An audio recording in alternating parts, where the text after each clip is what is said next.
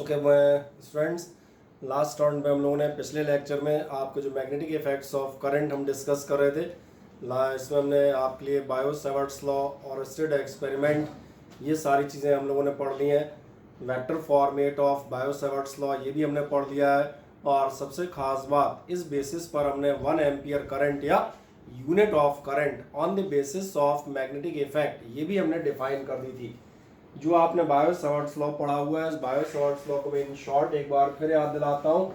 Bio Savart's law आपसे क्या कहते हुए जाता था कि अगर आपके पास कोई करंट कैरिंग कंडक्टर है and there is a small element of length dl, तो इस स्मॉल एलिमेंट की वजह से किसी भी एक पॉइंट P पर जो आपकी मैग्नेटिक फील्ड डेवलप होगी, यानी फिगर आपको समझ में आ रहा है। Again we are taking it, if there is a current carrying a conductor, then the intensity of magnetic field at point P at a distance are from a small element of length L, length dl। अगर small element की वजह से आप magnetic field निकालेंगे तो ये magnetic field आपकी चार चीज़ों पर डिपेंड करती थी, और अब मैं उसको डायरेक्ट लिख देता हूँ। आपने फ्री स्पेस में एसआई सिस्टम में निकाला था dB is equals to mu not upon 4 pi ideal sine theta by r square. इसका मतलब ये था कि जो आपकी मैग्नेटिक फील्ड है डिपेंड्स ऑन दी 4 फैक्टर्स। कौन कौन से 4 फैक्टर्स पर डिपेंड करती है? The magnetic field is directly proportional to the current itself.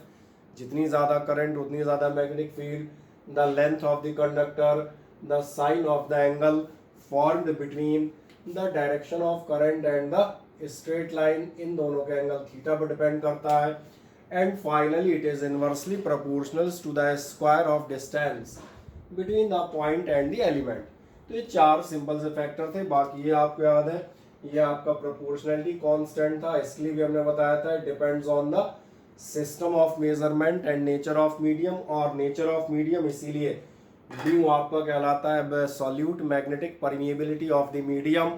In case you are writing it with mu naught से राइट अप कर रहे हो, that means it is the absolute magnetic permeability of free space. Value भी अब आपको याद है 10-7 आए। तो हम इसके आगे स्टार्ट करते हैं। सवाल आता है कि स्मॉल एलिमेंट की वजह से हमने आपकी मैग्नेटिक फील्ड कैलकुलेट कर ली है। अब इस चीज़ को, इस मैथमेटिकल कंसेप्ट को हम प्रैक्टिकल फिगर्स में जाते हैं। मान के चलते हैं कोई एक सर्कुलर शेप का कंडक्टर है, और अगर कोई सर्कुलर लूप है, सर्कुलर कंडक्टर है, तो डेफिनेटली उससे भी जब हम करंट फ्लो करेंगे then there will be the existence of the magnetic field। तो हम दो केसेस में डिस्कस करेंगे, magnetic field at the centre of a circular loop and magnetic field on the axis of a circular loop. तो सबसे पहले ध्यान देखना, मैं जो चीज डिस्कस करने जा रहा हूं वो मैं आपसे कहूंगा magnetic field at centre of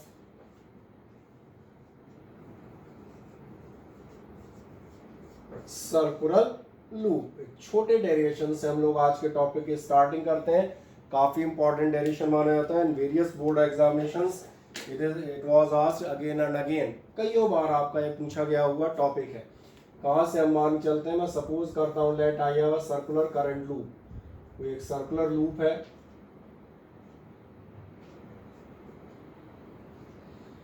इससे सपोज करेंगे हम यहाँ कहीं से आप एक करंट फ्लो कर देते हैं। Let current I is flown to it. इस टाइप से आपका करंट कहीं बना देता हूँ। मान के चले करंट आई आपकी फ्लो होती हुई जा रही है, ये करंट कैरिंग कंडक्टर है। बायो सेवर्ट्स लॉ बताएगा मैग्नेटिक फील्ड डेवलप होगी। Now the question is how much magnetic field will develop at the centre. तो हम सपोज करते हैं late the radius of the loop is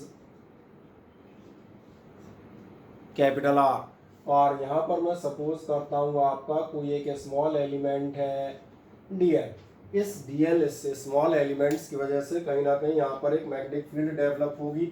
आए मैं लिखता भी जाता हूँ ताकि जो लोग नोट्स बनाते हैं उनको आसानी हो जाए। क्या हम बताएंगे? हम बता देंगे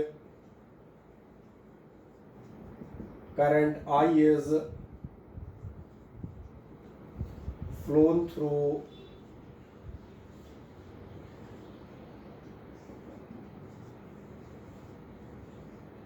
a circular loop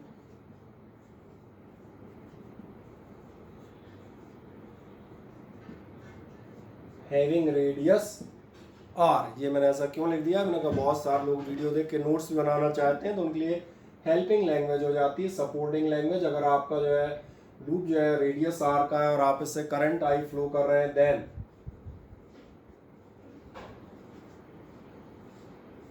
the magnetic field at centre due to a small element dl। ये आप कहाँ से देंगे, ध्यान देखें, ये आप बायो-सावर्ट लॉ से देंगे, ऑब्वियस है। और बायो-सावर्ट लॉ से आपको मालूम है आपका dB इज इक्वल्स टू कितना था, mu not upon 4 pi ideal sine theta by r square. ये हमने शुरू में डिस्कस कर दिया। तो इसका मतलब जो आप स्मॉल एलिमेंट की मैग्नेटिक फील्ड निकालेंगे तो आपको कितना मिलेगा, आपको मिलेगा dB is equals to mu not upon 4 pi ideal sine theta by r square. और जरा ध्यान से देखें, आपको ध्यान है what was the sine theta, theta was the angle between the element dl and the line joining.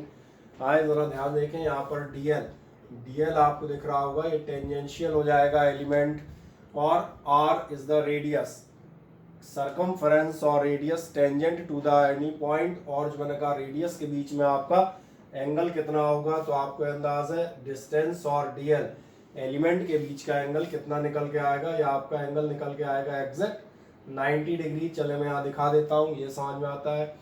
यानी आप क्या कह देंगे, ये इज इक्वल्स टू जाएगा mu not upon 4 pi ideal upon are square, क्योंकि आप बता सकते हैं थीटा इज इक्वल्स टू 90। और मैं रिपीट कर देता हूँ क्योंकि आपने इसे वेक्टर फॉर्मेट भी लिया था, vector dl cross vector r. Dl और आर के बीच का एंगल, डीएल और आर के बीच का एंगल आप यहाँ से चेक कर सकते हैं। डीएल और आर के बीच में थीटा ले रहे हैं, so dl is the element the tangential to the circumference या एट अ पॉइंट, और R which is the radius. So ये कितना हो गया आपका परपेंडिकुलर यानी कि 90। तो जैसे आप लेंगे sine 91, so that's all for this dB. अब जब आपको एक स्मॉल एलिमेंट का पता चल जाता है तो आप कंप्लीट भी कैलकुलेट कर सकते हैं बाय इंटीग्रेटिंग। इसलिए आप आ जाएंगे, आप बताएंगे hence magnetic field due to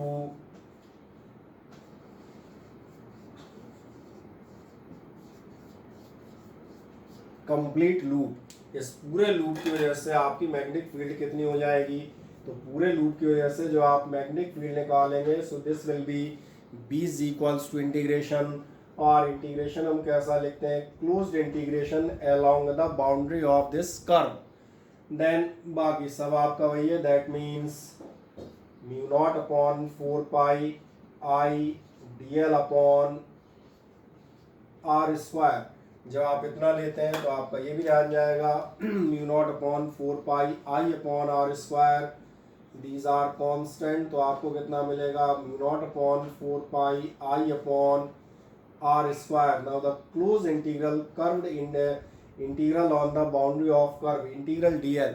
क्या आपको दिख रहा है इंटीग्रल डीएल? चलें सिंपल भाषा में बात करते हैं। डीएल, डीएल मतलब small element, and integral DL summation of DL. Summation of DL आपका क्या हो जाएगा, इन सारे लेंथ का समेशन, सारे एलिमेंट्स का समेशन कहीं ना कहीं इस लूप की आपकी कंप्लीट सरकमफ्रेंस बनाएगा। तो इंटीग्रेशन डीएल टोटल लेंथ, या मैंने कहा टोटल ये जो आपका बन रहा है टोटल लेंथ क्या हो जाएगी, सरकमफ्रेंस। तो मैं लिखता हूँ डॉट 2 पाई आर। और यहाँ पर मैं एक चीज आपका शो कर देता हूँ, यहाँ पर आपका लिखा जाएगा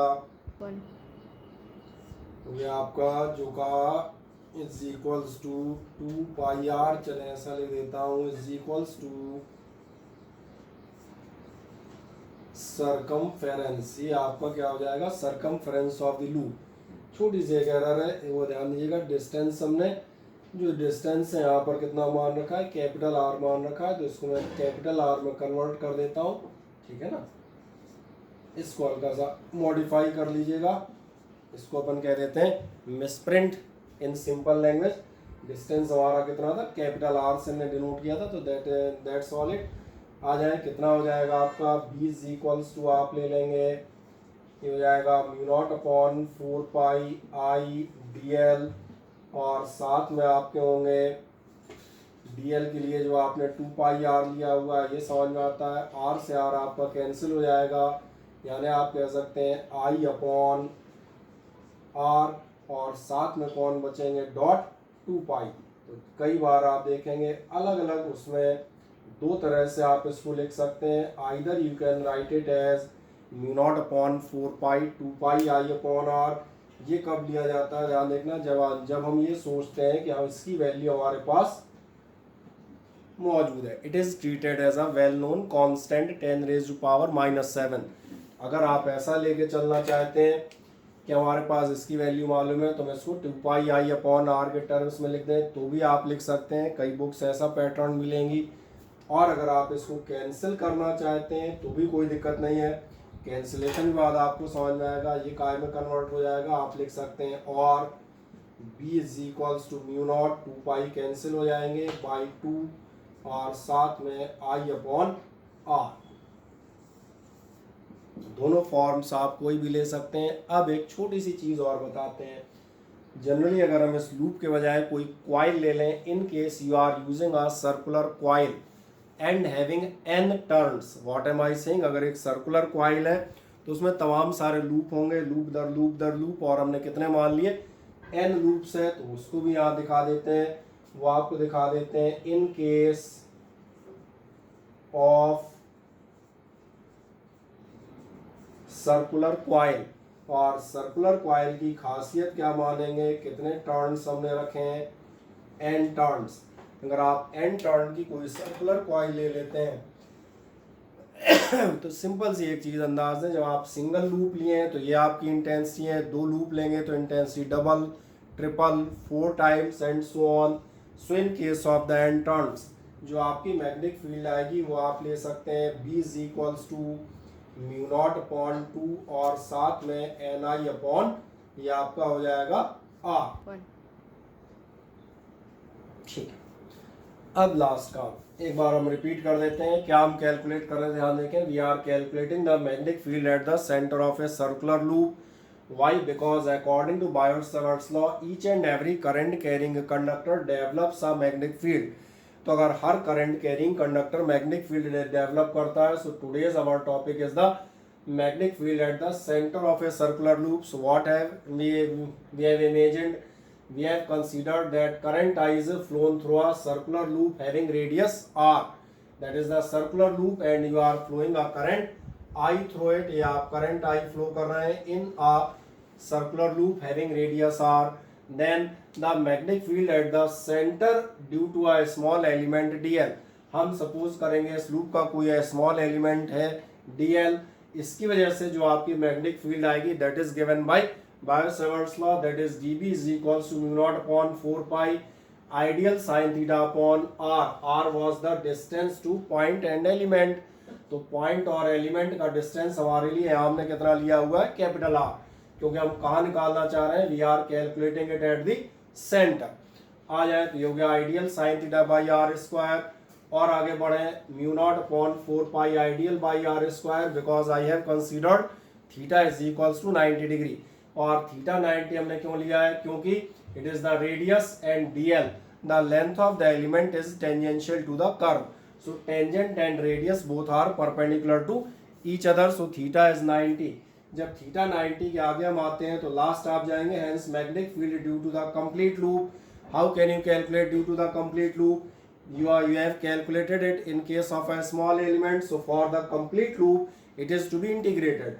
So what will be there? B is equals to closed line integral along the boundary of this curve mu naught upon 4 pi ideal upon r square, ideal upon r square, here mu naught upon 4 pi I upon r square, these are the constants, and finally closed line integral of dl। Close line integral of dl जैसा मैंने बताया था, integration dl मतलब summation of dl, simply summation of dl मतलब summation of a large number of such elements, and सारे infinitesimal आप इन elements का total करेंगे, सो that will give you the circumference of the loop or circumference of the circle, and formula for that is well known for all, that is 2 pi r.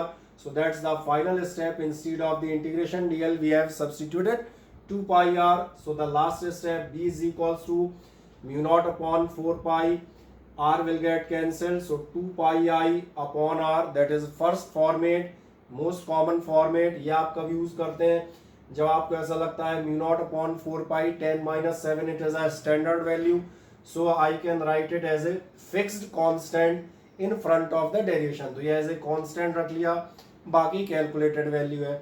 या फिर आप चाहें तो इस कांस्टेंट को भी आप कैंसिल कर सकते हैं. तो क्या होगा, 2 पाई 4 पाई तो नॉर्मल दिख रहा होगा, so that will be mu naught by 2 I upon r, that is the shorter form. और मैं इसको मान लेता हूँ ये फॉर्म आपके लिए क्या होगा, let this form be B. And finally, in case you are considering a circular coil having n turns in place of a single loop, in case there are n circular turns, then the magnetic field will get also n times increased. So in case of the n turns, B will be equals to mu naught upon 2 I upon r and n times, so that is the n which denotes the number of turns. And finally एक चीज याद दिला देते हैं, जब भी आप ये इंटेंसिटीज कैलकुलेट करेंगे, टेंथ से आपको याद है यूनिट आपकी कितनी आती है, टेस्ला. इस ढंग से आप देखेंगे हम जो है किसी सर्कुलर लूप के सेंटर पर इंटेंसिटी कैलकुलेट कर लेते हैं. अब हम अगली कंडीशन के लिए चलेंगे, इस लूप के एक्सियल पॉइंट पर और ऑन द एक्सिस पॉइंट पर. ओके, तो ये आपका लूप का सेंटर खत्म हो गया. अब हम कहाँ जाएंगे, अब ध्यान देंगे, अब आपका टॉपिक होगा magnetic field at the axis of current carrying loop. जो सर्कुलर लूप है अब हम उसके कहाँ पर कैलकुलेट करेंगे, ऑन द एक्सिस. आज जब एक्सिस पे करना चाहते हैं तो मैं इसलिए फिगर बनाता हूँ, बहुत ध्यान से देखें. On the axis of circular loop, सबसे पहले हम लेते हैं एक सर्कुलर लूप मानते हैं.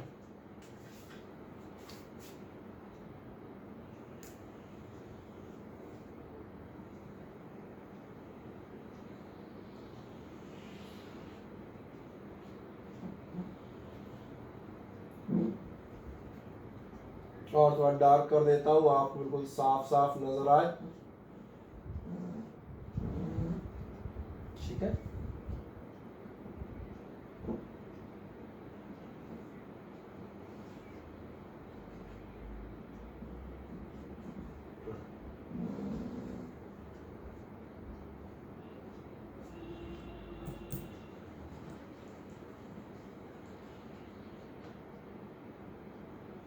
चल बढ़िया साफ साफ नजर आ रहा है लूप रेड कलर का. ओके, मैं इसने डार्क किया है, 2 बार लाइन फेर दी ताकि आपको जो है क्लियर दिखने लगे. आए अब एक बात करते हैं, बड़ी मजेदार बात पे चलते हैं. मैंने लिखा है मैग्नेटिक फील्ड है एट एक्सिस ऑफ, और एक्सिस के आगे लिखा है ऑफ सर्कुलर लूप. अब एक बड़ी मजेदार बात है, सर्कुलर लूप कितनों को नजर आ रहा है, क्या ये आपको सर्कुलर लूप नजर आता है, एलिप्टिकल. ठीक है, बहुत सारे लोग कह रहे हैं एलिप्टिकल लूप है. नहीं, ये एलिप्टिकल लूप नहीं है, सर्कुलर लूप ही है. तो फिर सर्कुलर लूप में फर्क क्या है, सर्कुलर लूप कैसे है, ध्यान देखें. ये सर्कुलर लूप आपका ऐसे है कि ये जो आपका लूप है, ये लूप आपका यहाँ पर on the plane of the board नहीं रखा हुआ है. समझ में आ रहा है, ये circle on the plane of board कौन सा होता है, ये on the plane of board. पिछली बार जो हम फिगर बना रहे थे तो इस लूप का प्लेन कहाँ था, in the plane of board, जो मैं हाथ में इस काले सर्कल से दिखा रहा हूँ. लेकिन इस समय अगर आप देखेंगे, इस समय जो आपका लूप है, इस समय आपका लूप कहाँ है, perpendicular to the plane of board. अब ध्यान से देखें, 3 डायमेंशनल इमेजिन करें. 3 डायमेंशनल इमेजिन करेंगे, आपने रहेगा लूप ऐसा नहीं है, लूप कैसा है, परपेंडिकुलर टू द प्लेन. अब आपको ये सर्कुलर नजर आएगा. आप पूछेंगे मैंने लूप ऐसा क्यों चेंज किया है, मैं वजह ही बता दूंगा. अगर मैं लूप का प्लेन ऐसा रखता in the plane of board, तो इसकी एक्सिस हवा में आ जाती, आप डायग्राम कहाँ बनाते. That's why I have considered the loop in the YZ plane. और एक्सिस मानता हूँ ये हमारा गया इसका एक्सिस, यानी कि अब इसकी इस किसी एक्सियल पॉइंट पर आपको intensity of magnetic field calculate करनी है. जब आपको intensity of magnetic field calculate करनी है तो हम कैसे करेंगे, बहुत ध्यान से देखें. उसी बायो-सावर्ट लॉ की हेल्प लेंगे. Let there be a small element A B of length DL. A B डाल दिया है, DL लिखने की जरूरत नहीं है. आप कहेंगे तो चलें लिख देता हूँ, ये ले DL, ठीक है ना. अब इतना छोटा लिखेंगे तो कैसे समझ में आएगा, चलो तुम कह रहे हो तो बड़ा लिख देते हैं, ये लो DL. अब ठीक है, आओ dl लेंथ पे आपने क्या किया, इस स्मॉल एलिमेंट की वजह से इस किसी ऑब्जर्वेशन पॉइंट पर मैग्नेटिक फील्ड डेवलप होगी, ये कन्फर्म है। जो मैग्नेटिक फील्ड डेवलप होगी वो भी आपको मालूम है, कितनी मैग्नेटिक फील्ड डेवलप होगी वो हम लिख देते हैं। आप बताएंगे मैग्नेटिक फील्ड एट पी, इस पॉइंट का नाम हम बाद में पी ले लेंगे, एट पी ड्यू टू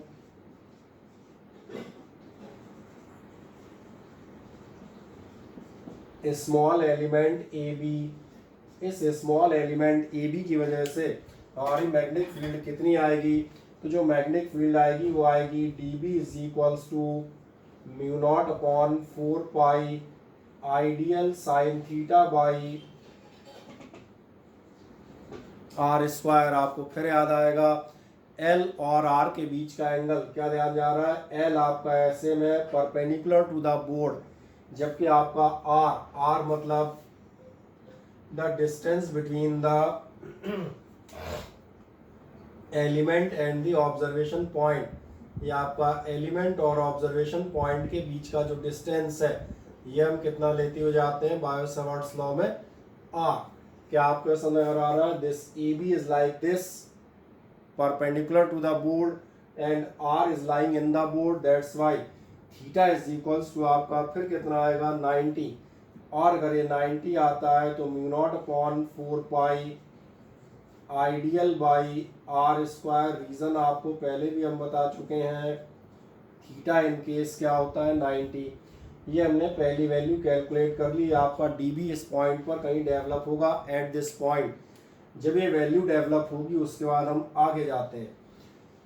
इस एलिमेंट की वजह से यहाँ जो इंटेंसिटी आ रही है, ये इंटेंसिटी का डायरेक्शन कहाँ होगा, आओ बायो सावर्ट्स लॉ का वेक्टर फॉर्म याद दिलाता हूँ। बायो सावर्ट्स लॉ का वेक्टर फॉर्म आपसे कहता था vector D B is equals to mu not upon 4 pi, साथ में होता था I D L cross vector R by R cube, ये हमने लास्ट लेक्चर में कैलकुलेट किया है। जब आप vector D L cross vector R कह रहे हैं, इसका मतलब आपकी magnetic field will be perpendicular to both vector D L as well as vector R, दोनों के परपेंडिकुलर होनी चाहिए। ये हमने लास्ट टर्न पे भी लॉ में दिया था, where will be its direction आए। डीएल के परपेंडिकुलर होने में कोई महान बात नहीं है, because DL length is perpendicular to the plane of board, तो यहाँ तो आप चाहे जो लाइन खींच दें वो परपेंडिकुलर होना ही है, तो डीएल की चिंता छोड़ देते हैं। आर के परपेंडिकुलर होना चाहिए, और अगर आर के परपेंडिकुलर है तो आपको समझ में आएगा ये जो डी बी है ये आपका कहाँ जाएगा, this D B will act like this.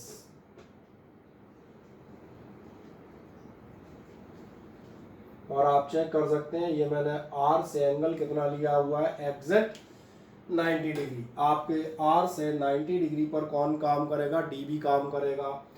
अब जब ये डीबी हम पढ़ लेते हैं तो आपको ये समझ में आएगा दिस डीबी ना तो ये लूप के एक्सेस पर है और ना उसके परपेंडिकुलर है, that's why we can resolve this DB into two components. और दो कंपोनेंट जो आप रिजॉल्व करेंगे उसके लिए आप इस एंगल को सपोज कीजिएगा फाई।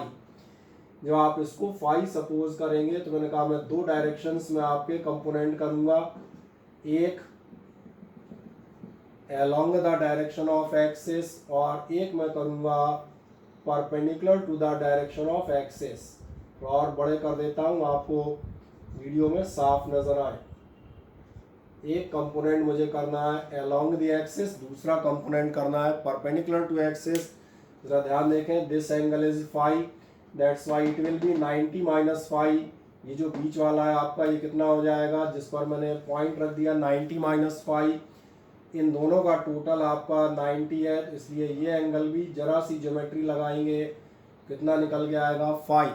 अगर ये एंगल फाई है so the component which is along the phi, जो कंपोनेंट आपका एंगल के साथ होता है ये कंपोनेंट आपको मालूम है, ये कंपोनेंट होगा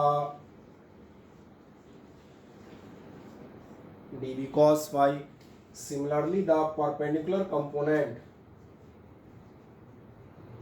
ये आपका हो जाएगा dB sin phi। क्या ये क्लियर होता है?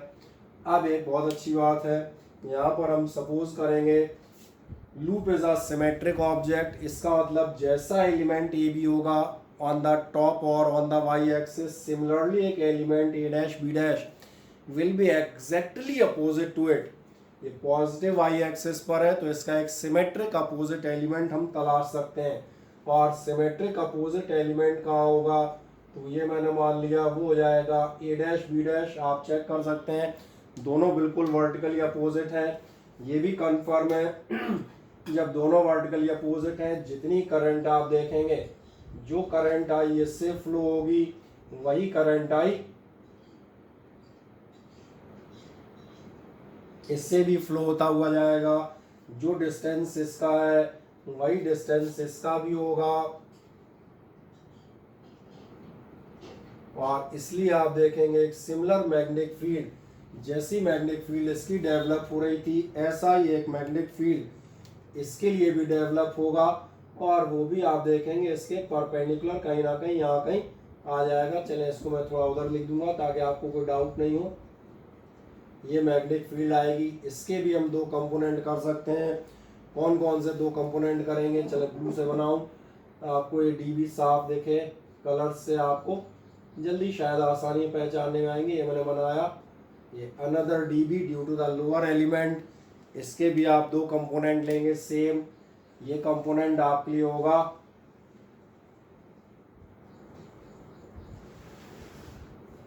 डीबी कॉस फाई, और ये जो कंपोनेंट जाएगा ये आपका होगा डीबी साइन फाई। तो इनको मैं यहाँ लिख देता हूँ, ये आपके हो गए DB sine phi comma DB sine phi, आपके इन दोनों की वजह से डेवलप हुए हैं। बस अब थोड़ी सी मेथड्स दिखाते हैं, फिर एक बार इसको दोबारा इलस्ट्रेट करता हूँ। और सुविधा के लिए आपके लिए इस लूप की रेडियस को मैं सपोज कर लेता हूँ, let the radius of the loop is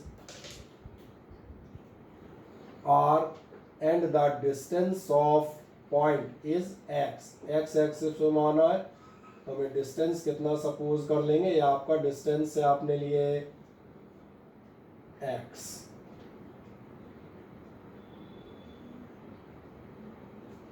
और जो हम कहते हैं इस पॉइंट का नाम आप कहीं भी मान लीजिएगा, ये पॉइंट अपने लिए क्या होगा, दिस पॉइंट इज P। इससे आपको समझ में आता रहेगा, ऐसे नहीं भी रखें तो भी इतना समझ में आता है, P is a which point. अब अगली चीज पर जाते हैं, बहुत ध्यान से देखिएगा। मैं एक बार फिर इसको रीस्टार्ट करता हूं, क्योंकि अगर आपको फिगर समझ में आता है so the derivation is finished. सारी कहानी केवल और केवल इस फिगर में ही है। हम यहाँ जो भी डिस्क्राइब करेंगे वो केवल फिगर डिस्क्राइब कर रहे होंगे। First of all let it be a circular current carrying loop. एक आपका सर्कुलर लूप है which is held perpendicular to the plane of paper और perpendicular to the plane of board, इसलिए आपको देखने में इलिप्टिकल नजर आ रहा है।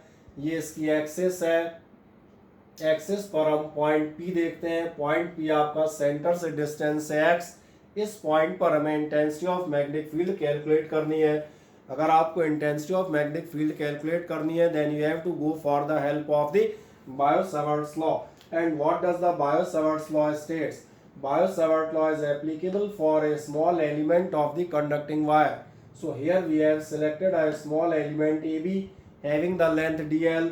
So due to this the distances are at this point there will be a magnetic field and that magnetic field will be dB. अब इस dB की फर्स्ट ऑफ ऑल वैल्यू तो आप क्या बताएंगे, magnetic field at point P due to the small element AB। ये आपकी small element की मैग्नेटिक फील्ड कितनी आनी चाहिए, dB is equals to mu not upon 4 pi ideal sine theta by r square which is Biot Savart's law. ये आपका dl और ये r, these are in mutually perpendicular planes, so theta is 90, so that is our first value, dB is equals to mu naught upon 4 pi ideal upon r square.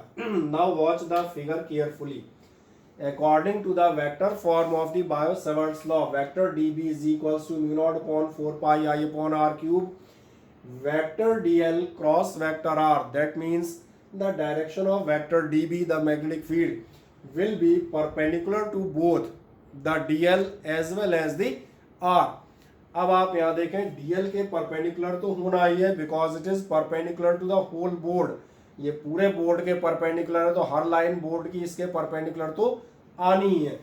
Are के perpendicular check करें तो ये आपको देखेगा, जो dB मैंने blue colour से mark किया है, ये डीबी आप अगर ध्यान से देखें, जो मैं फिर दिखाता हूँ, ये डीबी और आर ध्यान देखें दोनों आपके परपेंडिकुलर होंगे। ये आर और ये डीबी कैसे लिए हैं मैंने, परपेंडिकुलर, क्योंकि ये बायो सेवर्ट्स लॉ का वेक्टर फॉर्मेट है। जैसे ही आप ऐसा लेते हैं तो एक दिक्कत आएगी, this DB is neither along the axis of the loop nor perpendicular to it, that's why we may resolve it in two components. जो मैं यहाँ बात कर रहा था, आप क्या करेंगे, it is resolved in two components. अब मैंने कहा था यही फिगर है और यही डेरिवेशन है। जो दो कंपोनेंट आप रिजॉल्व कर रहे हैं, दोनों कंपोनेंट्स को देखें। फर्स्ट ऑफ ऑल एक ये एंगल फाई सपोज किया है, जिसमें डॉट लिखा है, यहाँ दिख रहा होगा 90 माइनस फाई होगा। So this part, the angle between these two blue lines, that will become phi again. तो जो कंपोनेंट फाई के साथ जा रहा है वो कितना होगा, डीबी कॉस फाई। तो आपने कहा it is resolve into two components. Number A DB cos phi, कहाँ जा रहा है DB cos phi, perpendicular to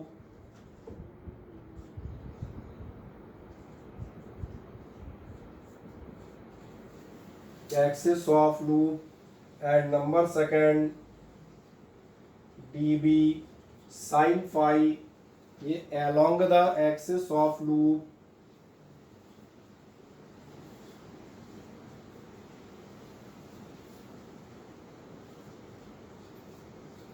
ये दोनों आपको मिल जाते हैं कि along axis of the loop है। और दूसरा कहाँ है, दूसरा आपका है परपेंडिकुलर टू द एक्सिस। ये दोनों कंपोनेंट dB cos phi और एक dB sin phi समझ में आते हैं। अब जो अगली इंपॉर्टेंट चीज थी उस पर चलते हैं। अब इसको बहुत ध्यान से देखेंगे। जैसा आपके पास एलिमेंट dB था, सॉरी जैसा एलिमेंट अपने पास ए बी था, सिमेट्री ऑफ द लूप कहती है you may have just opposite element A dash B dash also. अब आप बताएंगे फॉर just opposite element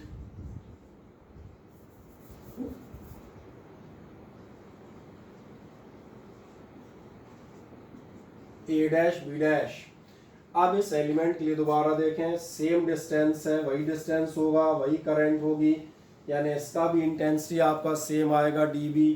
तो आपके क्या बता सकते हैं, सिमिलर कंपोनेंट्स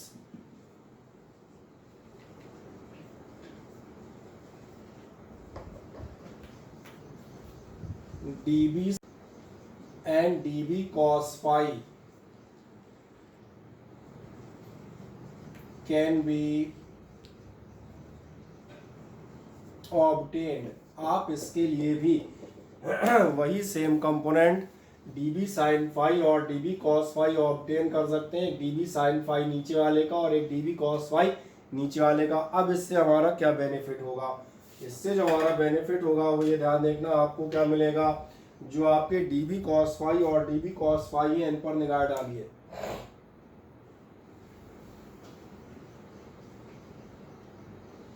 क्या आपको नजर आ रहा है, दोनों इक्वल और अपोजिट कंपोनेंट है। इसका मतलब अगर हम यहाँ पर कहें तो आपके क्या होंगे, यहाँ पर आपसे इन शॉर्ट कहा जा सकता है dB cos phi, dB cos phi, इनको सिंपल भाषा में लिख देता हूँ, ये क्या हो जाएंगे, कैंसिल। यानी रिमेनिंग आपका क्या होगा, केवल दो कंपोनेंट होंगे dB sin phi and dB sin phi। ये इन दो का टोटल यही आएगा। अब ऐसे ध्यान देखें, the loop will contain infinite number of such elements. ऐसे कितने एलिमेंट्स हो सकते हैं, इनफाइनाइट। तो आप क्या बताते हैं, as loop contains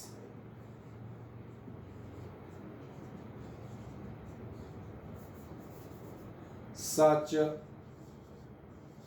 infinite elements, so total जो मैग्नेटिक फील्ड निकलेगी वो आपको मालूम है डिफरेंशिएशन के टर्म्स में एडिशन करके नहीं मिलेगी D B sine phi plus D B sine phi plus D B sine phi, it will be summation of D B sine phi. और आपको मालूम है that is called summation of D B sine phi, the integration of D B sine phi. जब आप integration of D B sine phi पे जाते हैं close curve के लिए, तो मैं वैल्यू रखता हूँ, यानी ये आपका क्या होगा, close curve integral D B. D B जो आपके पास मौजूद है mu not upon 4 pi ideal upon are square, ये आपको नजर आ रहा है, dot sine phi. Sine phi का मतलब क्या होगा, साइन फाइव जरा ध्यान देखें इधर, साइन फाइव होगी आपकी परपेंडिकुलर अपॉन हाइपोटेन्यूस, यानी कि एक बार फिर आप चेक करें, mu not upon 4 pi I R upon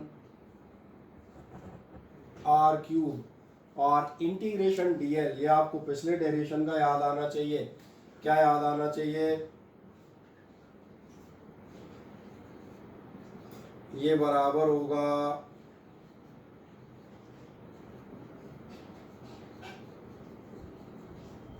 circumference, ये तो याद आ जाता है, ये हम पीछे भी करे थे, इंटीग्रेशन ऑफ डीएल। पूरे के लिए अगर आप डीएल को इंटीग्रेट करेंगे, टोटल लेंथ या summation of length of elements, that will be the circumference of the loop. तो रेडियस आपकी आर है, आपका टोटल कितना हो जाएगा, that will become into 2 pi R. और इस लाइन में हम पहले लास्ट आंसर कैलकुलेट कर देते हैं, उसके बाद फिर हम आगे बढ़ेंगे। जरा देखें ध्यान से, आपको एक फाइनल तौर पे आंसर कितना मिलेगा, ये हो जाएगा b is equals to mu not upon 4 pi 2 pi I R square upon R cube.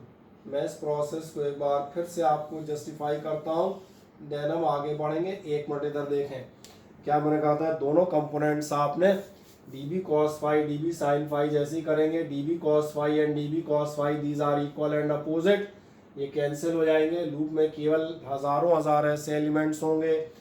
Totalling आप कैसे करेंगे, by the method of integration. D B sine phi में डी बी की वैल्यू आपकी ये मौजूद है, mu naught I DL upon 4 pi R square, mu naught I DL upon 4 pi R square, साथ में साइन फाई आप दिख रहा है, साइन फाई हो जाएगा आर बाई आर, ये आप कैलकुलेट कर सकते हैं।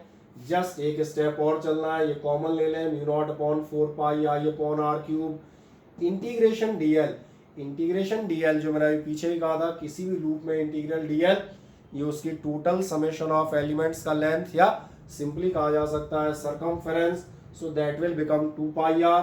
तो आपको फाइनल फॉर्मूला कितना मिल जाएगा, ये आपको मिलता है b is equals to mu naught upon 4 pi 2 pi I r square upon r cube।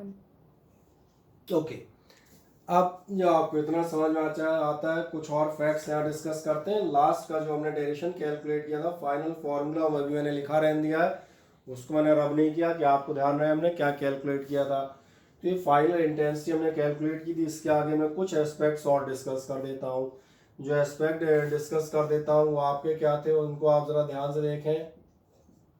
Number 1, b is equals to mu not upon 4 pi 2 pi R square by R cube. आप इसको as a formula ले सकते हैं, या फिर जो मैंने कहा था, अगर आप म्यू नॉट अपॉन 4 पाई को कैंसिल करना चाहें, जो मैंने कहा म्यू नॉट अपॉन 4 पाई अगर आप एज ए डेफिनेट कांस्टेंट 10-7 लेते हैं तो ये फॉर्मूला है। आप कैंसिल करना चाहें तो फिर आपको क्या मिलेगा, आप कह सकते हैं b is equals to mu not upon 2, दिख रहा है 2 पाई से 4 पाई कैंसिल होंगे, म्यू नॉट अपॉन 2, साथ में आपको क्या मिलेगा, I R square upon R cube. ये मैंने कहा ये एक जनरल फॉर्मेट हो गया अपने लिए। अब एक्चुअली जरा देखें, अगर आप इस उस पर निगाह डालें, क्या आपको ऐसा नजर आता है, from Pythagoras theorem r is equals to होगा under root of squares of r and x। इसका मतलब r इज इक्वल्स टू हम ले सकते हैं R square plus x square, Pythagoras इस्तेमाल कर लें तो आपको एक और बहुत अच्छा फॉर्मेट मिलता है जो आपसे कहता है B is equals to mu not upon 2, साथ में आपसे कहा जाएगा I R square upon R cube मतलब power 1/2 and power 3, so total power will become, दिख रहा है पावर 1/2 शो कर रहा है और ये पावर 3 आएगी, तो टोटल में अगर आप देखेंगे तो आपको क्या पावर मिलेगी, आपको पावर मिल जाएगी 3/2। ये वो फॉर्म है जिसको अक्सर इस्तेमाल किया जाता है डिफरेंट जगहों पर, तो ये एक इम्पॉर्टेंट सा आपके लिए फॉर्मेट निकल आता है, मैं इसको मान लेता हूँ let it be B. Now अगर आप सपोज करें जो हमने पिछली बार लिया था, अगर इन केस आप, चले पहले एक चीज और दिखा देता हूं, पहले एक रिजल्ट चेक करा दूं। एट द सेंटर, अगर मान के चले आप यहाँ सेंटर पे लेंगे तो क्या होगा, सेंटर पे लेंगे क्या आपने ध्यान दिया, at the centre x is equals to 0 हो जाएगा, डिस्टेंस सपोज करें 5 मीटर है तो 5 मीटर, 4 3 2 1 0, और 0 होने का क्या मतलब है, आप सेंटर पर, अगर सेंटर पे x 0 आ रहा है, अगर आप 0 रखते हैं तो फिर आपको क्या मिलेगा, आपको मिलेगा b is equals to mu not upon 2 I R square upon are square raise to power 3/2, और अब ये आपको क्या देता है, ये आपको देता है b is equals to mu not upon 2, और म्यू नॉट अपॉन 2 के साथ आप देखेंगे आर स्क्वायर एंड बाई 2 खत्म, R cube out of which square will get cancelled, तो ये आपका टोटल मिलेगा आई अपॉन आर, और आप चेक कर सकते हैं ये वही फॉर्मूला है जो हमने पिछले जो डेरिवेशन लिया था eight the centre of current carrying circular loop, उससे मैच करता है, तो मैंने कहा ये उसको प्रूव भी करता है कि हाँ ये भी कैलकुलेशन हमारी वही है और ये कैलकुलेशन बिल्कुल एक्यूरेट है। अब एक लास्ट स्टेप जो हमने पिछली बार भी लिया था, और वो आपने क्या लिया था, वो आपसे कहा जाता है if a coil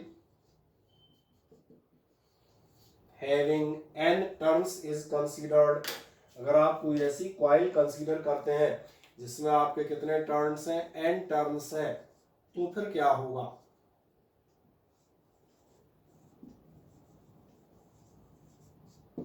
coil having n turns अगर आप कंसीडर करेंगे तो ध्यान देखें इन फॉर्मूलों में आपके n से मल्टीप्लाई होगा, ये हम पीछे भी बता चुके हैं, तो इसलिए कुछ खास काम नहीं, B axial is equals to क्या होगा, अगर देखें B axial is equals to का म्यू नॉट अपॉन 2, साथ में आप कहेंगे N I R square upon are square plus x square raise to power 3/2, और अगर आप इसको विद यूनिट लिखना चाहते हैं तो फिर मैं यहाँ लिख देता हूँ Tesla, and the last and final result for this, अगर आप निकालते हैं बी सेंटर कैलकुलेट करते हैं तो कितना होगा, that will become mu not upon 2 N से आप मल्टीप्लाई करें, so it will be N I upon R, और ये रिजल्ट आप चेकआउट करते हैं पिछले डेरिवेशन से भी आपका रिजल्ट मैचिंग में कहीं ना कहीं आता हुआ जाएगा। और अब लास्ट में जब आप ये सारी कंडीशन समझ जाते हैं, अब एक स्पेशल केस और आपके लिए डिस्कस कर देता हूँ, जैसे स्पेशल केस या मैंने कहा स्पेशल कंडीशन को देखें, 2-3 चीजें आपसे ली, on the axis of the loop आपकी इंटेंसिटी कितनी होगी, एट द सेंटर यानी x इज इक्वल्स टू 0 लेंगे तो कितना होगा। अब मैं एक लास्ट चीज और लेता हूं, if the point is far away from the loop, ये पॉइंट मैंने क्या मान लिया, it is far away from the loop है, तो इस कंडीशन को और डिस्कस करते हैं, तो मैंने क्या कहा, if point is far away from center of loop, far away from the center of loop का हमारे लिए क्या मीनिंग होगा, इसका मतलब सिंपल है, x आपका बहुत ज़्यादा होगा, x will be very greater than r, radius के कंपैरिजन में डिस्टेंस बहुत हैवी है, इसलिए आप क्या करेंगे, ऑन अब तो ये दिख गया होगा, हजारों बार ये काम कर चुके हो यार। ऑन नेग्लेक्टिंग आर, इस आर को आप नेग्लेक्ट कर दें। जब आप इस आर को नेग्लेक्ट करेंगे तो फिर आपको क्या मिलता है, आए जरा देखें, आपको मिलता है B is equals to mu not upon 2, साथ में आपको मिलता है आई आर स्क्वायर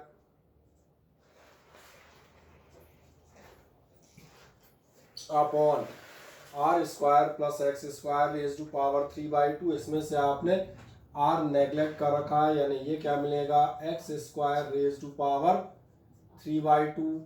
इसका मतलब आपको फाइनल मिल जाएगा B is equals to mu not upon 2 I R square upon X cube. ये एक सिंपल सा फॉर्मेट हुआ। अब इस फॉर्मेट को ध्यान दें कि मैं एक फॉर्म में कन्वर्ट करता हूँ। क्या आपको ऐसा याद है, मैंने कहा था आप यहाँ पर म्यू नॉट अपॉन 2 इस्तेमाल कर सकते हैं, और अगर आप चाहें तो यहाँ म्यू नॉट अपॉन 4 पाई और 2 पाई भी इस्तेमाल कर सकते हैं। यानी आपकी सुविधा के लिए मैं मान के चलता हूँ कि I am taking mu not upon 4 pi as a constant. अगर म्यू नॉट अपॉन 4 पाई को आप एज ए कॉन्स्टेंट ले रहे हैं, यानी यहाँ पर आपने उसे कैंसिल नहीं किया है, तो बस उस कंडीशन के लिए ज़रा देखें कि आपको ऐसा नज़र आता है। b इज इक्वल्स टू आप लिख सकते थे म्यू नॉट अपॉन 4 पाई, इसी का पिछला वर्जन जो अब हमने आज रब कर दिया है, म्यू नॉट अपॉन 4 पाई, और साथ में क्या था 2 pi I R square upon, चलो मैं पूरा लिख देता हूँ समझाने के लिए, R square plus x square raise to power 3/2। यही था हमारा म्यू नॉट अपॉन 4 पाई में। फिर आप देखें आर स्क्वायर आप नेगलेक्ट करें, एक्स स्क्वायर क्यूब खत्म होगा, यानी बी इज इक्वल्स टू आपको कितना मिलेगा, आपको मिलेगा B is equals to mu not upon 4 pi which is considered as a constant, then 2 pi I R square upon, are square यहाँ खत्म, एक्स स्क्वायर के लिए सिर्फ और सिर्फ क्यूब। ये जो फॉर्मेट आपका आया है, अब इस फॉर्मेट में दो चीज़ें ध्यान से देखें। आपको नजर आएगा number 1 mu not upon 4 pi I have treated as it as the well defined constant 10-7, इसलिए मैंने उसको अलग से आप देखेंगे डिवाइड से हल्का सा अलग हटा के फ्रंट पर लिखा, it is the well known constant 10-7। Then now go for this term pi and r square. क्या आपके कैसा नजर आता है, ये आपका हो जाएगा mu not upon 4 pi 2 pi R square. क्या आपको ध्यान है, अब pi R square is the area of this current carrying loop. इसका मतलब हम यहां पर इसे लिख सकते हैं mu not upon 4 pi 2 I ए।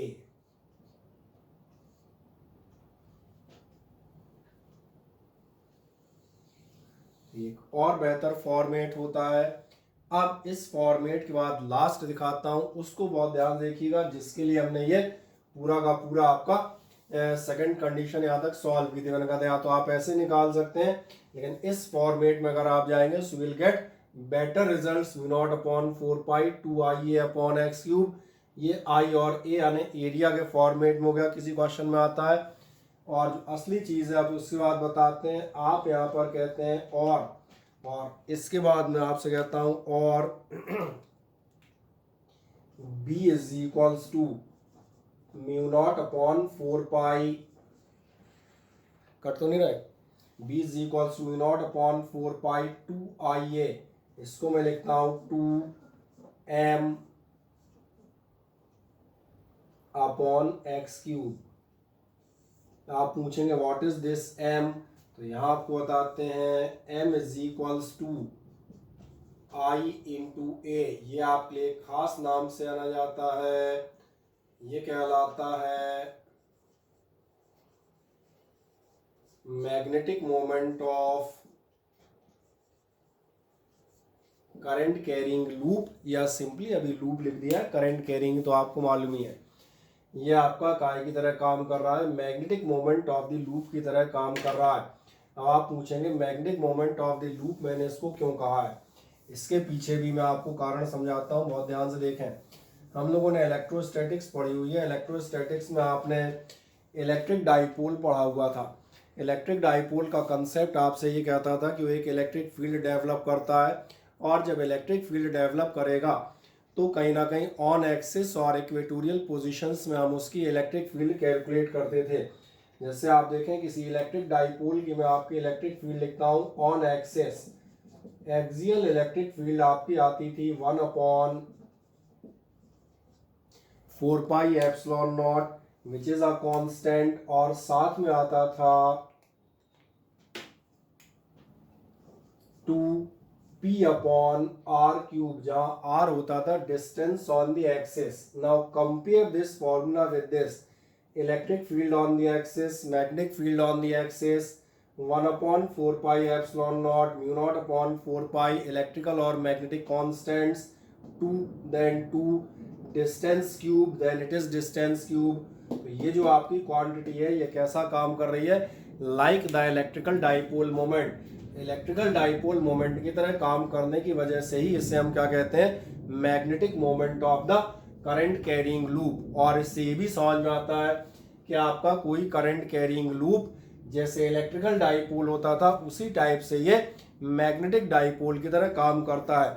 अब इस टॉपिक को हम एक अगले लेक्चर में डिटेल में लेंगे कि अगर आपका एक सर्कुलर करंट कैरिंग लूप किसी मैग्नेटिक डाइपोल की तरह काम करता है तो फिर उसका नॉर्थ पोल और साउथ पोल कहाँ होते हैं और उसके लिए हमारे पास क्या लॉज होंगे।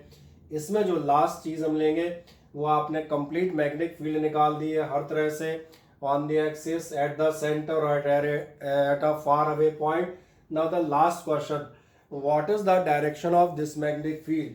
तो इस मैग्नेटिक फील्ड का डायरेक्शन आप जिस मेथड से डिटरमाइन करते हैं वो मेथड बताता हूँ, the simplest method, it is called clock rule और the Maxwell's screw rule also. ध्यान देखें आपका ये सर्कुलर लूप है, मैक्सवेल्स कॉर्क स्क्रू रूल को अप्लाई करें। मैक्सवेल्स कॉर्क स्क्रू रूल कहता है कि if the current in the loop is flowing in clockwise direction, कहा जा रही है क्लॉकवाइज आपका करंट का डायरेक्शन है, तो फिर ध्यान देखना ये आपसे कहेगा if a right handed screw is rotated along the direction of current, अगर आप किसी राइट हैंडेड स्क्रू को करंट के डायरेक्शन में घुमाएं तो स्क्रू कहाँ जाएगा, स्क्रू ध्यान जाता है वो जाएगा डाउनवर्ड या अलोंग नेगेटिव जेड एक्सिस। इस समय जो आपकी मैग्नेटिक फील्ड का डायरेक्शन होगा वो कहाँ होगा, वो मैं इज इक्वल्स टू में डायरेक्शन लिख रहा हूँ, कहाँ होगा ये मैं लिख देता हूँ, चले डाउनवर्ड लिख देता हूँ, ठीक है ना, डाउनवर्ड, या आप कह सकते हैं इनवर्ड्स भी आप इस्तेमाल कर सकते हैं। मैंने कहा डाउनवर्ड्स या inwards perpendicular to the plane of paper, यानी यहां पर आपकी मैग्नेटिक फील्ड होगी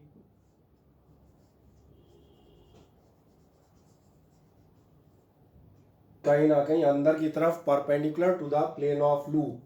ठीक, अब उल्टा देखते हैं, in case the direction of current is,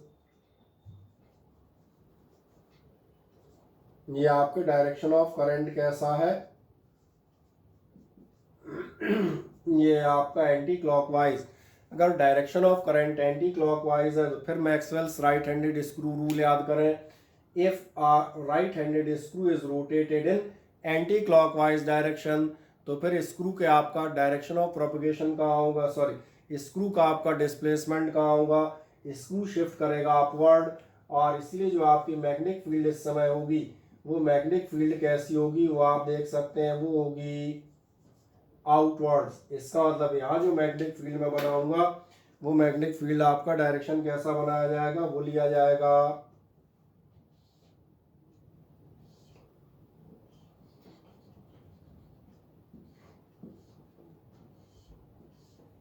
क्या समझ में आ रहा है, लूप के बाहर की तरफ आ रहा है, लूप के अंदर की तरफ जा रहा है। और एक खास बात, इन डायरेक्शंस को आप एक तरह से और डिनोट करते हैं, इस मैग्नेटिक फील्ड के डायरेक्शन को डिनोट किया जाता है, याद रखिएगा ये सिंबल्स, और इस मैग्नेटिक फील्ड के डायरेक्शन को डिनोट किया जाता है, यानी व्हेनेवर आपसे कहीं कहा जाएगा let a magnetic field exist somewhere, जैसे मैं यहाँ दिखाता हूँ इस एरिया में एक मैग्नेटिक फील्ड एग्जिस्ट करती है और आपसे कहा जाएगा ये रही मैग्नेटिक फील्ड। इसका मतलब समझ में आ रहा है, ये मैग्नेटिक फील्ड कैसी है, ये मैग्नेटिक फील्ड्स है इनवर्ड। चलो मैं इन लिख देता हूं ताकि आपको दिखता रहे। इस मैग्नेटिक फील्ड का ये सिंबल बता रहा है this magnetic field is inward and perpendicular to the plane of paper. और अगर कहीं पर आपसे कहता है the magnetic field is like this,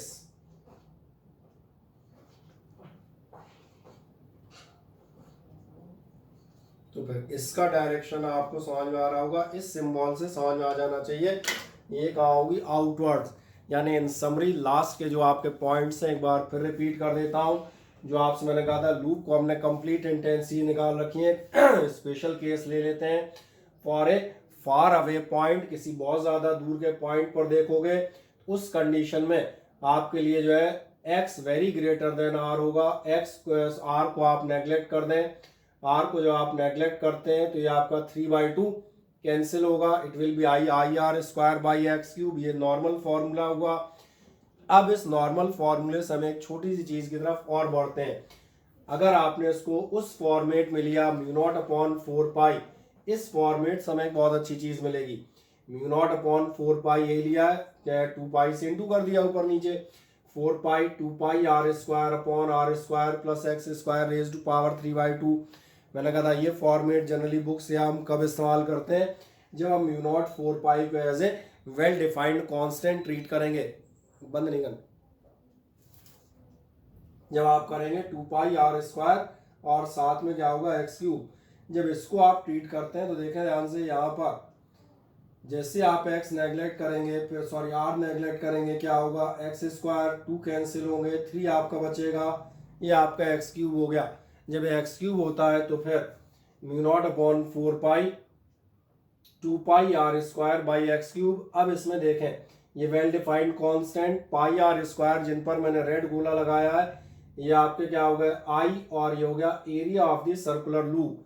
जब area of the circular loop होता है, एक सिंपल सा फॉर्मेट है तो समझ में आ ही रहा है। लेकिन जो आज की कहानी थी, जो मैंने कहा इसके एंड में हमने कहा था इंपॉर्टेंट एक चीज बताएंगे, वो क्या होगा, ये जो आपके लिए m हमने यहाँ पर लिखा है I और a की जगह μ0/4 2ia की जगह मैंने कितना लिख दिया m। ये जो आपका m आता है, ये m किस नाम से आने आता है, this m is known as the magnetic moment of the loop.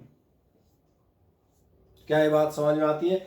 Magnetic moment term हमने कहाँ से निकाला है, ये इलेक्ट्रिकल डाइपोल मोमेंट से सिमिलर फॉर्मूला है, इसलिए हमने इसको कहा है मैग्नेटिक मोमेंट। अब एक पॉइंट तो ये आपको बहुत अच्छे से समझ में आ गया, यहाँ का एक छोटी सी डेफिनेशन 1 या 2 मार्क्स की, और लास्ट कहानी अब इस लूप के लिए हर तरह से इंटेंसिटी हर जगह हमने कैलकुलेट कर ली। So the final question, what will be the direction of this magnetic field, that is simply determined by Maxwell's right handed screw rule.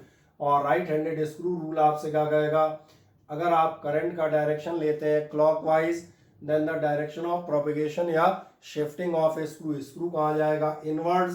तो आपकी मैग्नेटिक फील्ड का डायरेक्शन है डाउनवर्ड और inward perpendicular to the plane of paper. ऐसे ही in case अगर आपका anti clockwise current ले रहे हैं तो फिर आपकी मैग्नेटिक फील्ड कहाँ आएगी, आउटवर्ड्स या फिर बाहर की तरफ।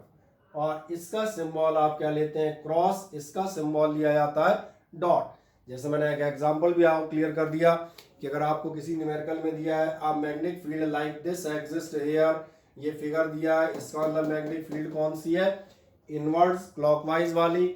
और अगर मैग्नेटिक फील्ड ऐसे सिंबल दिए हैं तो इसका मतलब ये कौन सी वाली है, आउटवर्ड्स या अपवर्ड्स वाली।